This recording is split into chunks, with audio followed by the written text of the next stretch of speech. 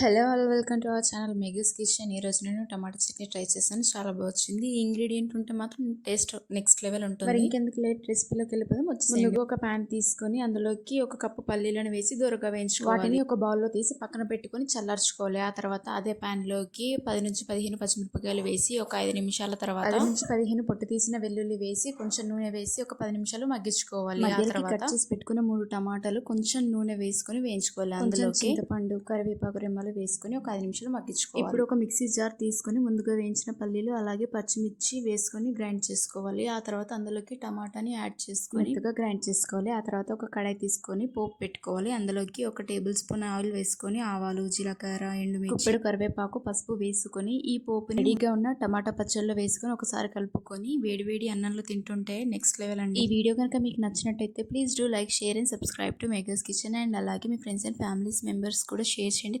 Thank you for watching.